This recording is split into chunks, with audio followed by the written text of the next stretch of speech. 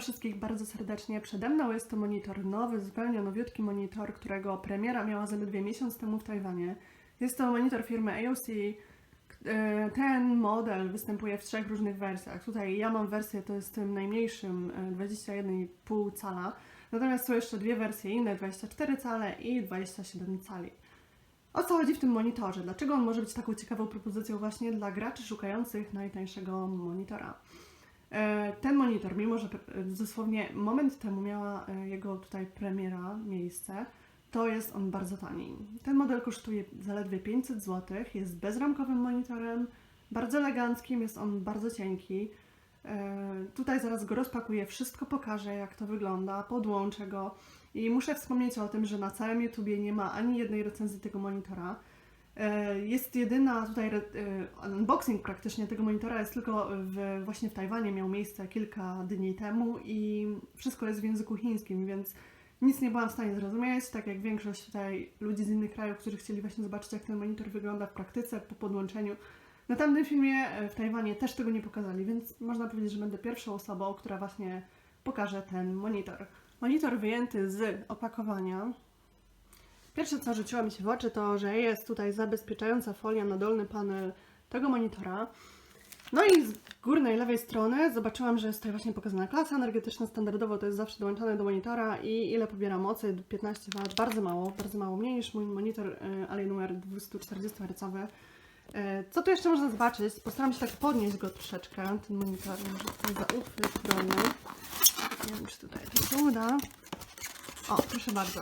Tutaj widzimy grubość tego monitora, więc jest to na oko 1,5 cm. Bardzo cienki. Za chwilę podłączę właśnie ten monitor do mojego komputera i zobaczymy, czy faktycznie nie ma tych ramek, czy jak ten obraz będzie się prezentował. I kolejną rzeczą, jaką jeszcze zanim tutaj przejdę do podłączenia tego monitora, to pokażę kabelki, jakie były w zestawie.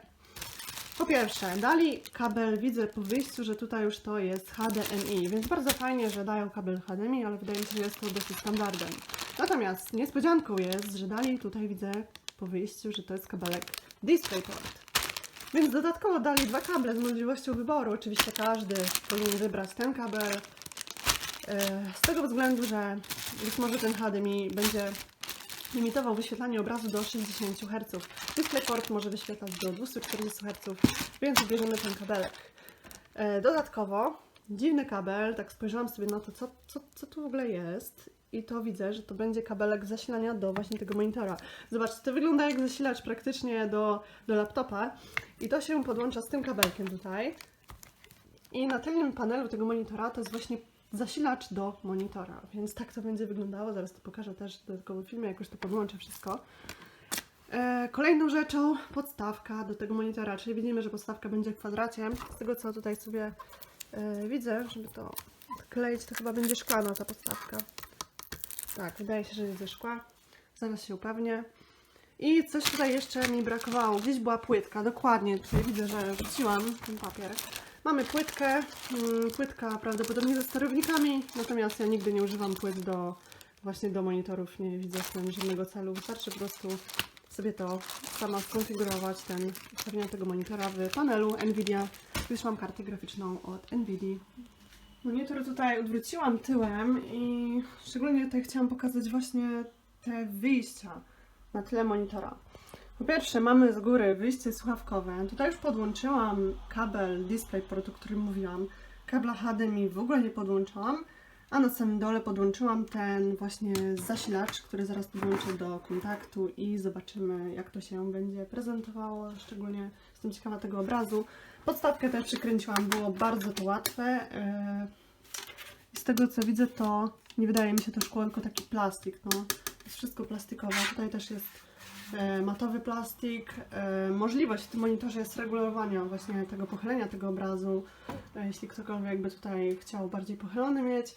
No i jeszcze z boku pokażę, jak wyglądają te ramki. Tutaj widzimy, że z góry są cieńsze, natomiast im niżej się schodzi, tym jest właśnie to grubsze.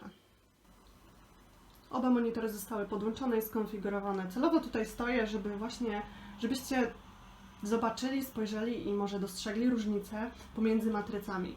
Po prawej stronie Alienware 240 Hz ma matrycę TN, natomiast po lewej stronie nasz nowy model AOC właśnie w tej recenzji ma panel IPS-owy, więc standardowo mówi się, że w IPS-owym są żywsze kolory i lepsze barwy. Sami to ocencie, która matryca jest przyjemniejsza do oczu i którą matrycę preferujecie w grach. Co tutaj mogę jeszcze wspomnieć?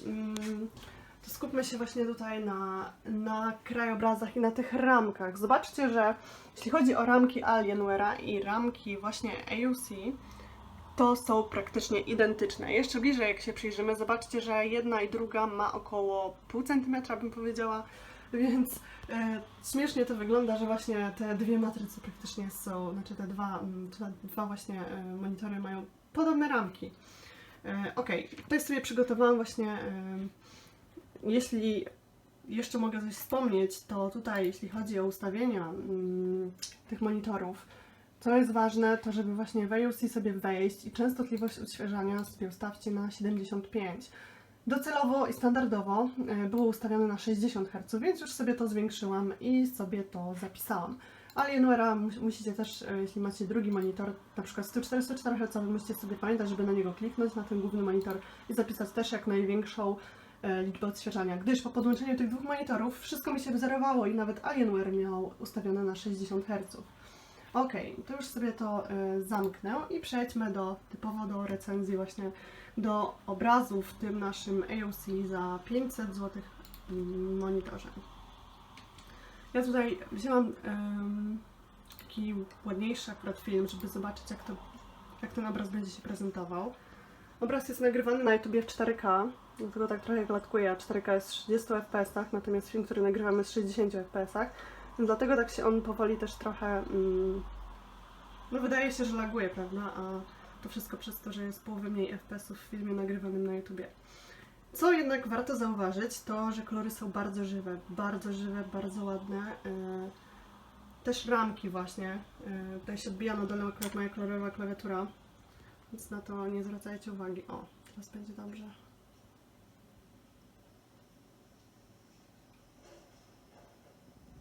Bym powiedziała, że jest bardzo ładnie. Naprawdę jestem zaskoczona, że właśnie ma takie ładne barwy monitor, który jest w tak niskiej cenie, prawda? Mogę zrobić osobny film właśnie porównujący jeden film, na przykład taki sam film na dwóch monitorach i typowo na różnicach właśnie w matrycach i który byłby lepszy.